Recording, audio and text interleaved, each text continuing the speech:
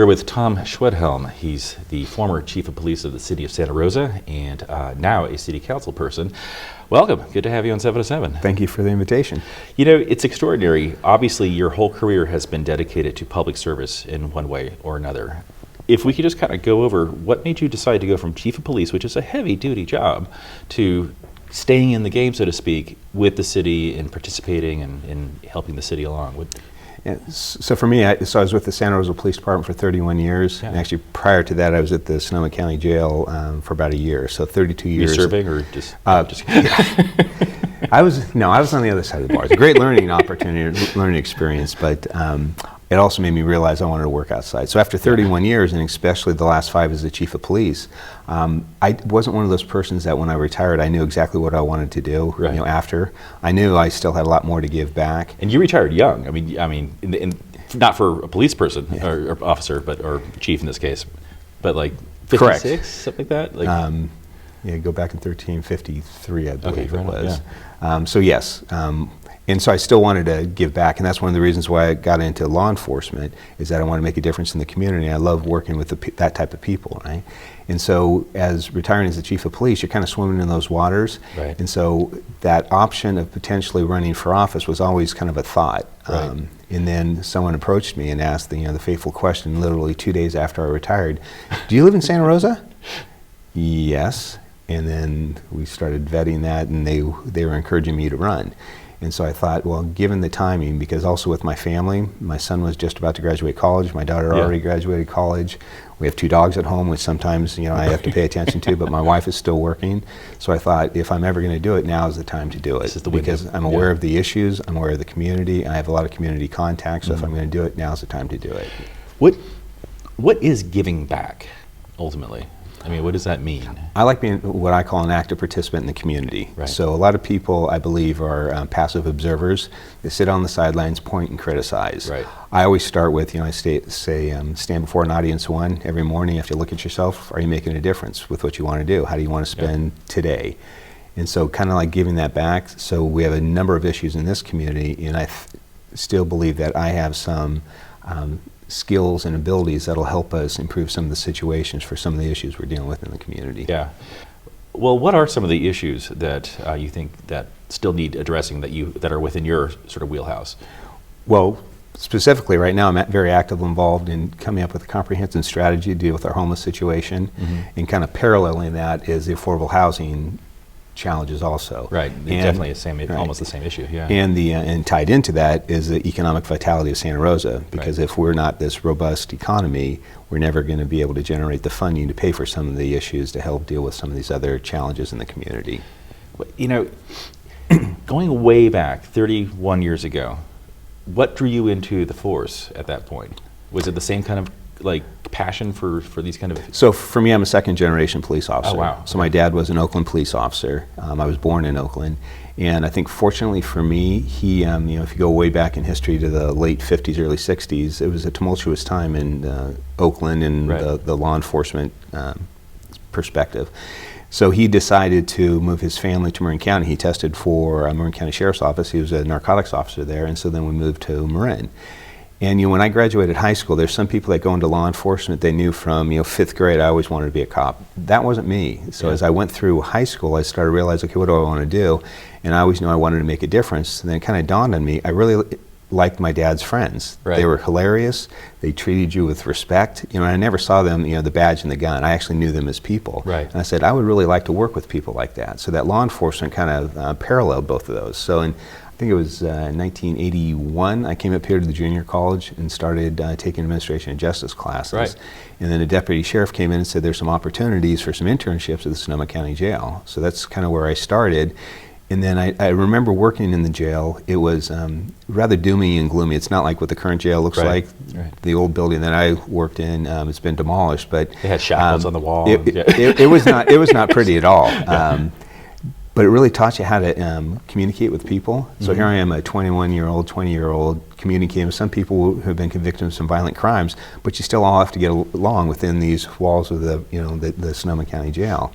So I learned a lot of those communication skills, but what I also learned is I need to work, I need a little bit more freedom. Right. And so I always really respected the Santa Rosa Police Department, the people I interacted with. Again, that theme of I really like the people there, because sometimes in a correctional environment, there's kind of like a pecking order hierarchy, and the correctional officers are at the low end of that law enforcement spectrum.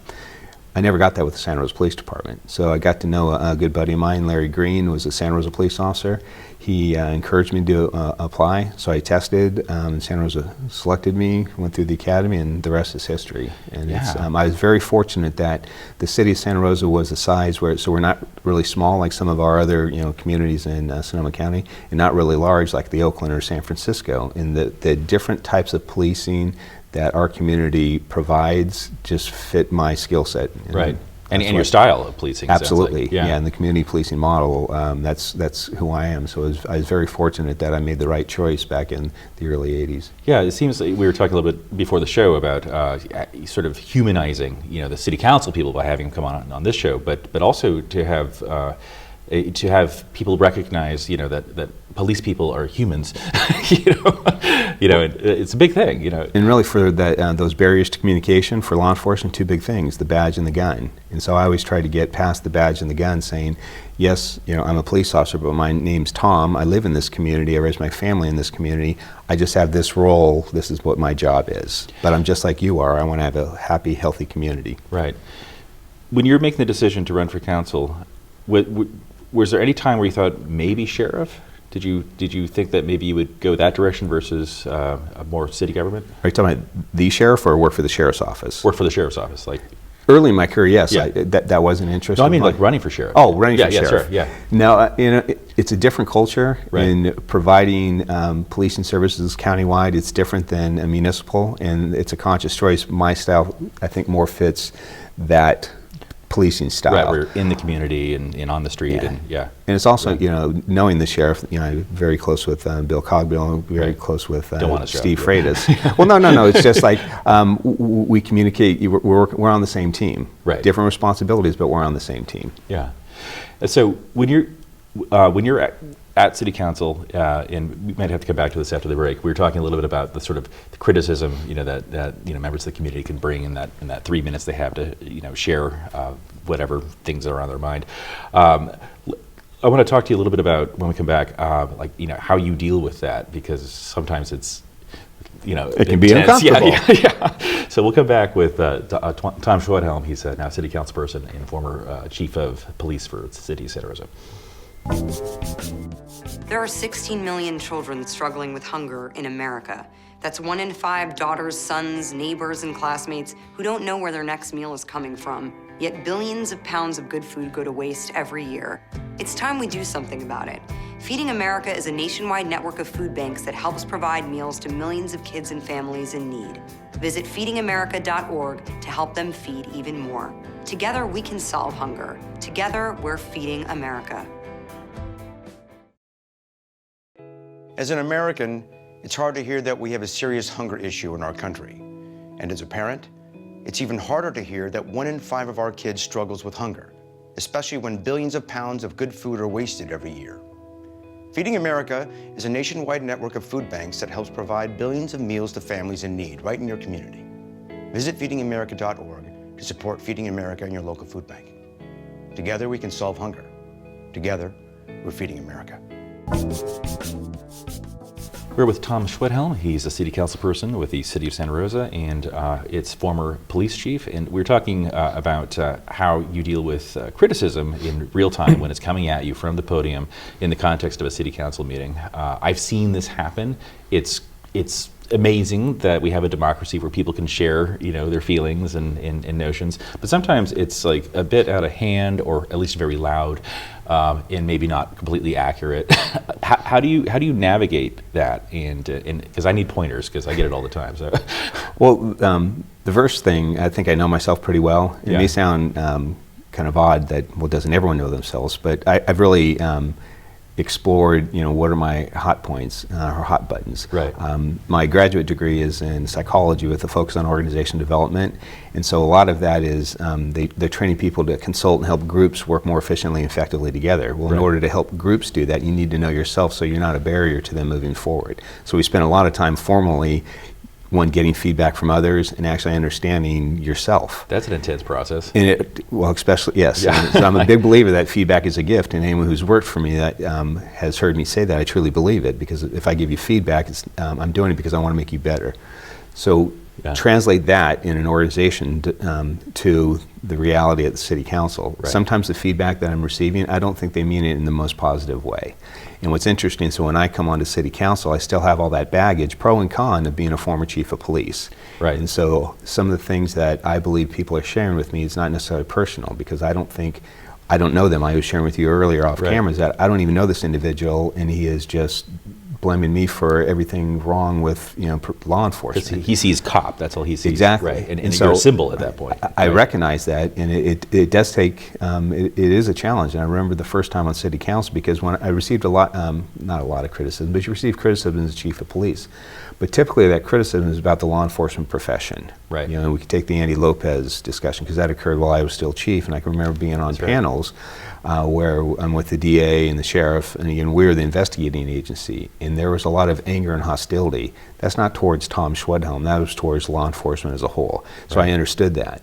But now on city council, we're 7 individuals up there, and it's all about you, and it was an interesting little learning curve. Yeah. But it took me about 30 seconds, because initially my thought was, why did I choose to do this? Why do I, but I understood that, no, I understand what I'm doing. I understand the reasons why I'm doing it. And I'm not going to be discouraged because someone's going to give me some feedback that maybe, it's not really pleasant to take. It comes with the territory. Yeah. When it comes to notions like the militarization of the police and all that, is that something you recognized happening while you were with the force, or is this something observationally you noticed as a trend in law enforcement? So what I shared when I was the chief is that the equipment that we ever obtained from the 1033 program, it was for the city of Santa Rosa to make this a safer community. Right. No more, no less. So we evaluated that, why we have this piece of equipment here. And so without exception, that was the filter we looked at. It's not because we wanted more toys. Right. But if you look at an armored personnel carrier, if you understand the reason why an agency might purchase it, think about that versus just it's the militarization of the police. What does that mean? What's your desired outcome? Any piece of equipment that we tried to obtain while I was the chief of police was to try to make this community a little bit safer. No more, no less. What about the militarization of city council? Is that, because you guys get intense. I mean, it's, when you're working all together and trying to go through issues and all that, I mean, in personalities, oftentimes collide. How do you keep it cool? And I mean, you lean back on your graduate degree, and I would imagine, and sort of like bring those concepts to the fore. And well, I totally respect everyone's own personal opinion on any topic. Yeah. And I said this actually even during the campaign. I'd be a little arrogant to think I always have the right answer. Right. So I've been on the short end of some of the votes.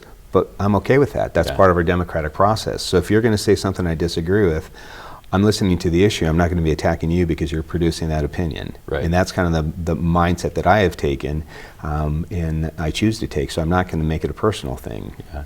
And you're still the new guy, more or less, right? Me, John, and Chris, yes. Right. And John's kind of a repeat. But do you think that you might go for mayor eventually? Is it? Right now, I'm so involved with a lot of the different issues that we're dealing with now. That's I know I'm a politician, but as someone actually I heard yesterday, I'm a local elected official. I'm here to make a difference in this community. If in the future the mayor helps in that role, that my peers would think that I would be more effective in that role. It helps you enable. I'm open to that conversation, but that is not my goal. So do I want to be vice mayor? Do I want to be mayor? It's like neither yes nor no. So kind of going back to your big issues, namely homelessness and affordable housing and that kind of thing, how are you approaching that right now? So what I see with our homeless situation, it kind of parallels what we did with our violence prevention. Right. So going back a few years when Measure O was first voted on by the voters, and we formed shortly before that the Mayor's Gang Prevention Task Force. We realized back then that gang violence is a community-wide issue requiring a community-wide response, and that we couldn't arrest our way out of this. In other words, back then, who were they requiring and expecting to solve this gang problem? Law enforcement. Right. And then you start looking at why do kids join gangs? It's all social issues, family breakup, the economy. How many of those are because of the police? So you're asking the police to solve a problem that isn't in their wheelhouse. Yeah. And so that's why we formed this partnership that's a community-wide issue. It's a fascinating observation. Yeah. And so Yeah. so now remove gang violence and replace it with homelessness. Okay. To me, homelessness, community-wide issue, needs a community-wide response. Right. Right now, who are we asking to deal with the homeless situation? Who do you call if you see a homeless person outside this building sleeping there? Who are you going to call? You call the police, right? You call the police. Right. And are they best equipped to deal with that? No. Do they play a role? Absolutely. And so as I'm learning more, because it's been fascinating for me now looking at this issue, not just from a law enforcement perspective, but more from a community perspective. I participated this year on our homeless count, which was a learning experience for me, because typically from the law enforcement perspective, we go around if you see someone who technically is trespassing, but this homeless count, we're just trying to get an accurate count using the same process we used previously. So we wouldn't engage. We just count and leave. And it was weird for me because law enforcement's like, well, no, you're feel like not you're supposed to be here. Do something. Yeah. Different role. Yeah. And so understanding some of those complexity of why people get into homelessness, we can't arrest our way out of this problem. We need to get other community stakeholders together. And that's a great turn of phrase too. I think that's. Yeah. And so it's fascinating. What I'm really encouraged about, because it's part of the whole system, even reuniting the square, that economic vitality. A lot of people are saying, you have all those homeless people down there, and you're going to raise millions of dollars to reunite the square, but the homeless people are still going to be there. Well, we're working on a comprehensive strategy to deal with them, working with our partners, SAY, Social Advocates for Youth, and Catholic Charities. We're working on a strategy to help address that. They're parallel tracks, but unfortunately a lot of people aren't aware of that. So that's some of the strategies that we're trying to do, make this community more aware of it, and again, going back to what we started in the very beginning, stand before an audience one, instead of blaming people, what can you do to help the situation? All of us have a role in it. Yeah. Let's come back to that thought after our break here with Tom Schwedhelm. He's the city council person and former chief of police of the city of Santa Rosa.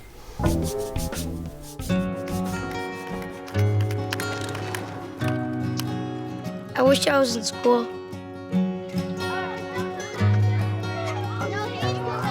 If only I had a math test today. Or a book report to give. I wish I was in school.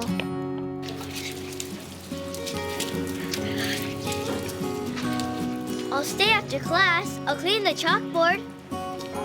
I'll do extra homework. I'll skip recess. I wish I was in school.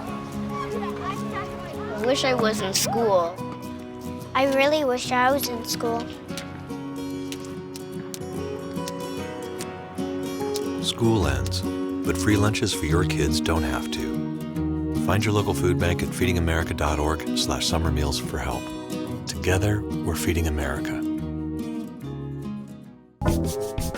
We're with Tom Schwedhelm. He's a city council person of the city of Santa Rosa, also incidentally the former chief of police here in town. We were just talking about the homeless issue and some of the things you guys are doing to help ameliorate it.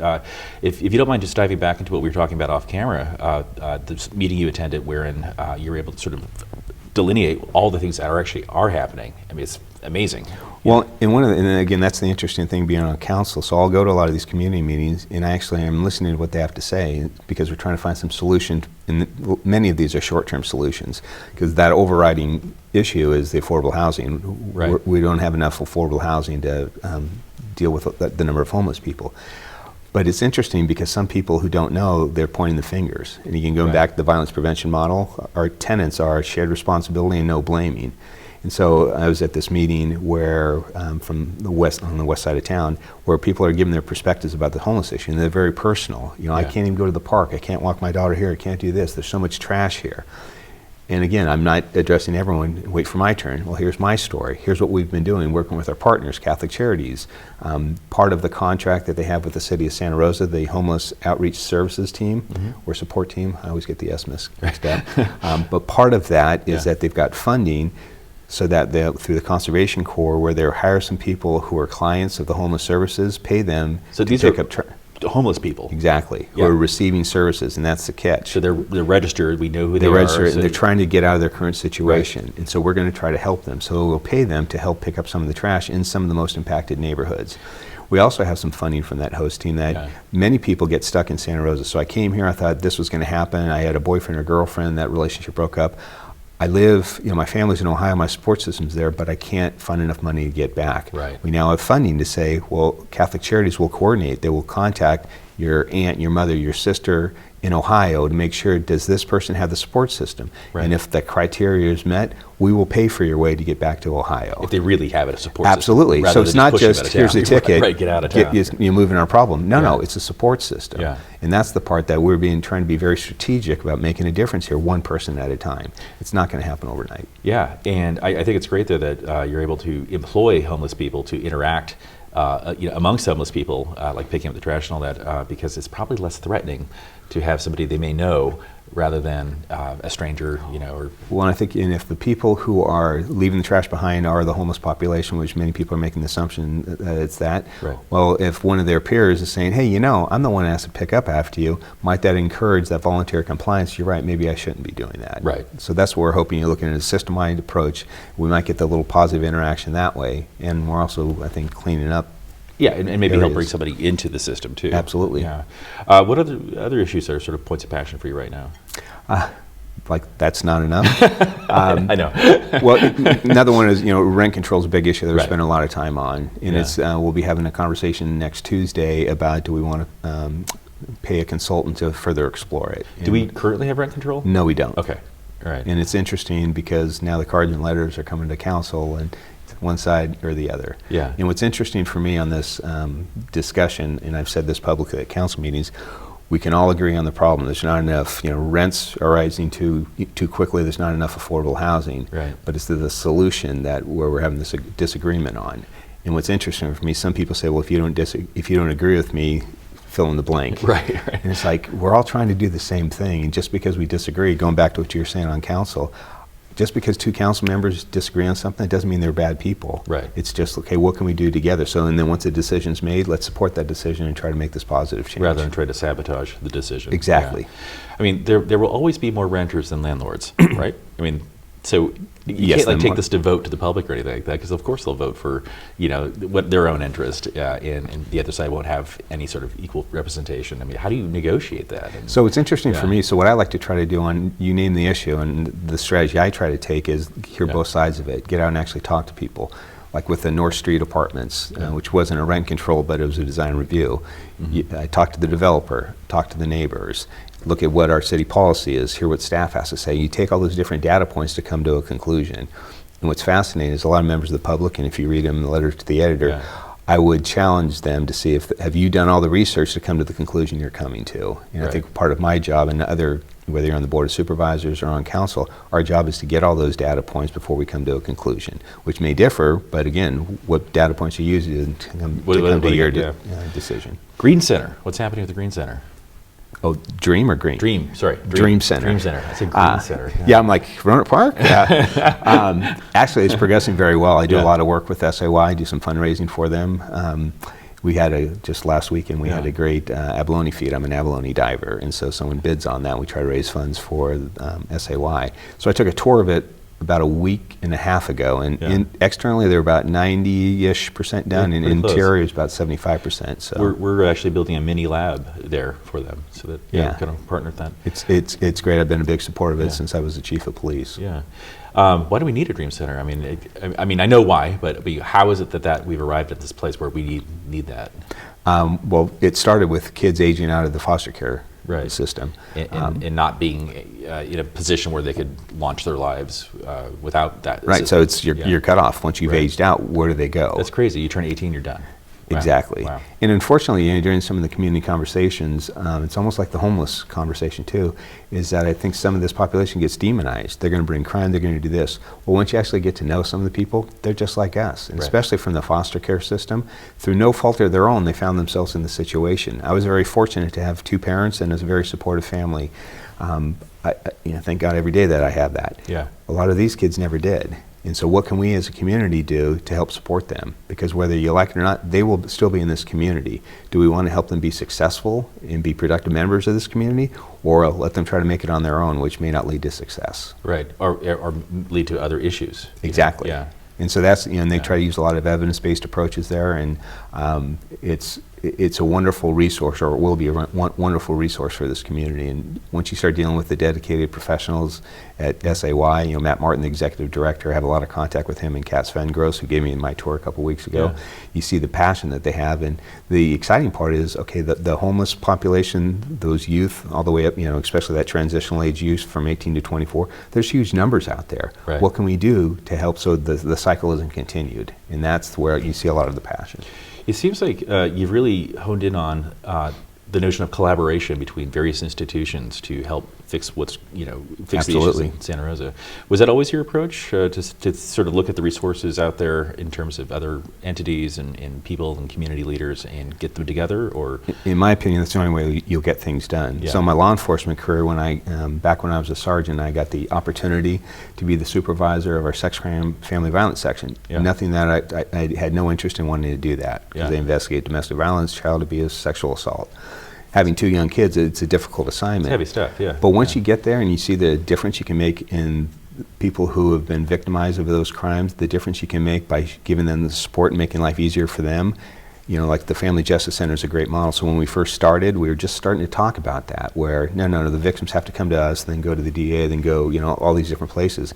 Let's make a one-stop shop. Right. And once you realize the difference you can make on that, people in these struggling lifestyles, it's like you see the benefit of collaboration. So then you apply that to the violence prevention. We're all in this together, and I'm hoping we're going to start applying this to homelessness. What can we do to help this population? Let's not demonize them. Let's actually see how we can get them out of their situation, because it does affect us all. It does, and it's really cool that you're affecting positive change in Santa Rosa. Sure hope so. Yeah, yeah. Well, hey, Tom, thank you so much for coming in. I really appreciate it, and thanks for the chat. Thanks Thank for you your for the candor, interview. too. It's really Absolutely. great. Thank you. Yeah, cheers.